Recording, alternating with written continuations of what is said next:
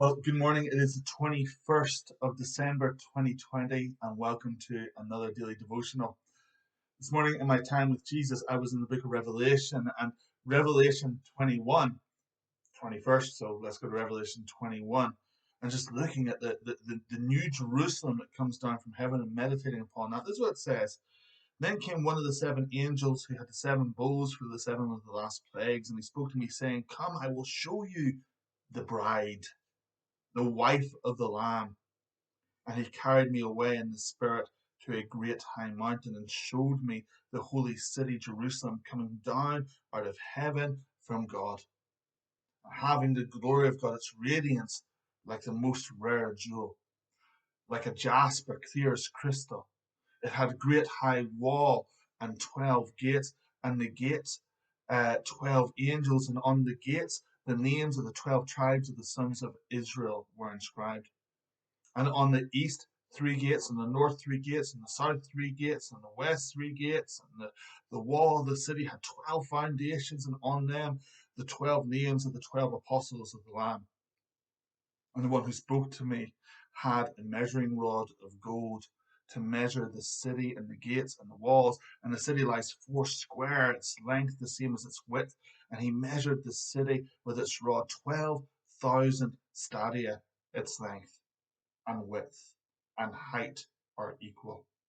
He also measured its wall 144 cubits by human measurement, which is also the angel's measurement. The wall was built of jasper, while the city was pure gold, like clear glass.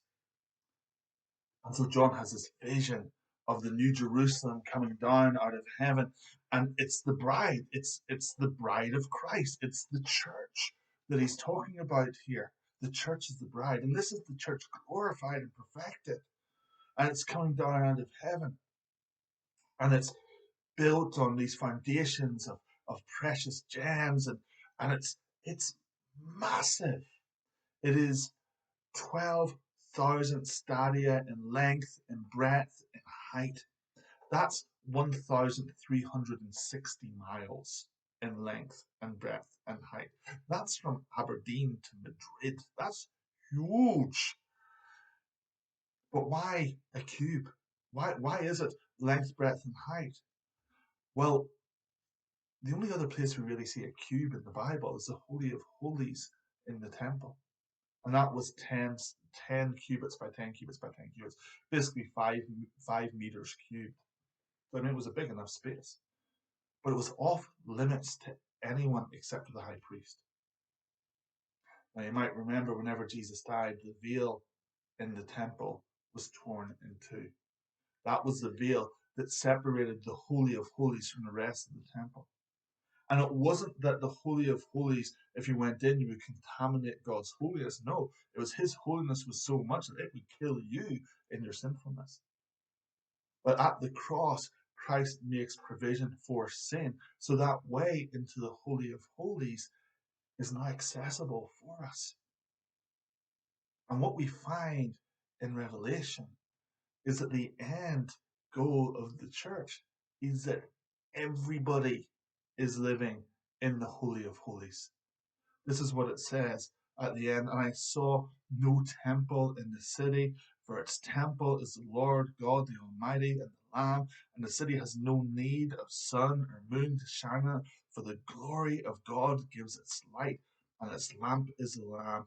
By its light, all the nations will walk, and the kings of the earth will bring their glory into it.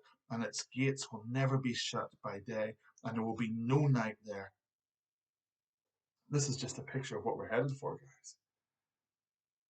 You see, it's dwelling and living with God and with the Lamb who is Jesus. And there's no need for lights because He Himself is our light. So I want to encourage you, get into the Holy of Holies because the way is open for you. Get into the presence of God because that's where we're going to end up. We're all going to be living, those who believe in Jesus, in this new Jerusalem, the bride of Christ, the massive Holy of Holies. And there's room for loads. So have a great day. Be blessed. And I hope you enjoy the rest of your day.